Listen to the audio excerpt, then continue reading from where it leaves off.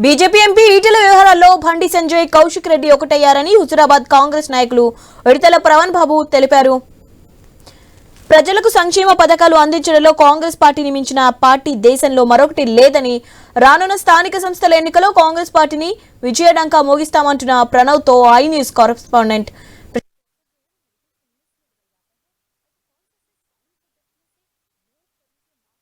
ఇప్పుడు రాష్ట్ర వ్యాప్తంగా హుజురాబాద్ చుట్టే తిరుగుతూ ఉంది. ఇక ఈటెల వర్సెస్ బండి సంజయ్, దాంతోపాటు మధ్యలో పాడి కౌశిక్ రెడ్డి, ఈ ముగ్గురు ఒకరిపైన ఒకరు విమర్శలు చేసుకుంటున్నారు.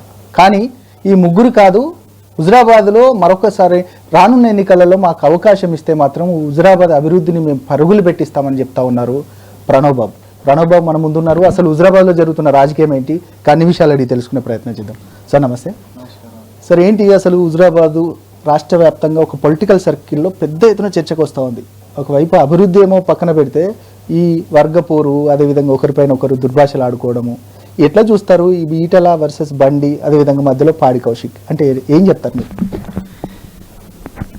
గత 2-3 రోజులలో మీరు చూసుకుంటే అది బీజేపీ పార్టీ ఒకటి ఇంటర్నల్ ఫైట్ అండి. అది ఈటెల రాజేందర్ గారు కానివ్వండి, బండి సంజయ్ గారు కానివ్వండి, వాళ్ళిద్దరి మధ్యలో జరుగుతున్న ఏదైనా డిఫరెన్స్, క్లియర్గా విభేదాలు ఉన్నాయని ఆ గ్రూపు ఈ గ్రూప్ అని చెప్తున్నా, అది వాళ్ళ పార్టీ, మాకు సంబంధం లేదు.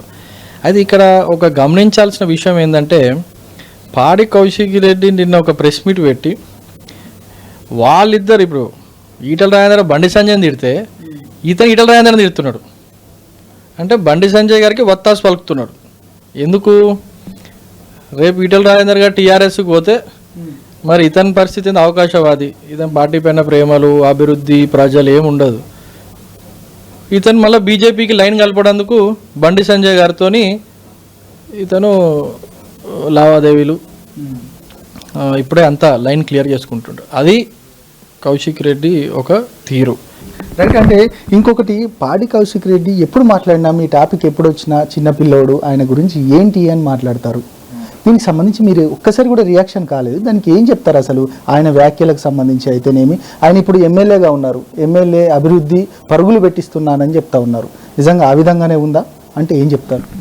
ఇక్కడ పరుగులండి, పాక్తం కూడా లేదు అసలు.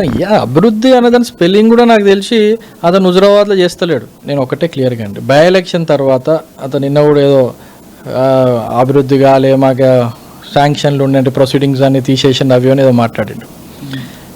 బై ఎలక్షన్లో అడుగులుగా ఇష్టానుసంగా ప్రొసీడింగ్ కాపీలు ఇచ్చిండ్రు. తర్వాత అతనికి ఎమ్మెల్సీ ఇచ్చిండ్రు, విప్గా 2 ఏళ్ళు ఉన్నాడు. ఎవరు ఆపిన అవన్నీ మరి మాట్లాడి రేపు పొద్దున్నెత్తే కేసీఆర్ అని కేటీఆర్ అని తిరుగుతున్నాడు కదా, మరి ఎవరు ఆపిన అభివృద్ధి చేయకుండా? అంటే ప్రభుత్వం చూసి మీకు స్థానిక సంస్థల ఎన్నికలలో ఓటేయాలా, లేదంటే ఇక్కడున్న నియోజకవర్గ ప్రజలు ప్రణవ్ను చూసి ఓటేయాలా అంటే ఏం చెప్తారు? ప్రభుత్వంలో ఉంది కాంగ్రెస్ పార్టీ ఇన్ఛార్జ్గా నేనున్నా.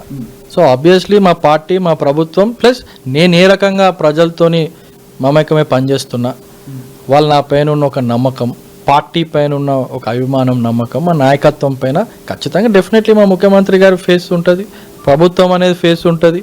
సో ఈ రకంగానే ప్రజలు మా పార్టీ దిక్కు, ఎందుకంటే I'm part of party. So ఖచ్చితంగా పార్టీ ఫస్ట్. సో దాంట్లో నేను ఉన్నా కాబట్టి మా పథకాలను ఎఫెక్టివ్గా మేము పబ్లిక్ లోపల తీసుకుపోయేదే మా యొక్క మెయిన్ లక్ష్యం. ఆ రకంగానే పోతాం. ఖచ్చితంగా స్థానిక సంస్థలలో హుజురాబాద్లో జెండా ఎగరేసేది Congress party.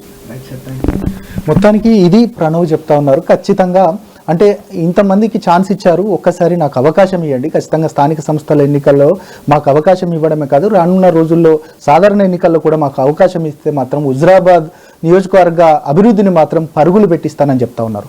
Camera person Prem సాగర్తో ప్రశాంత్, ఐ న్యూస్, హుజురాబాద్ నుండి.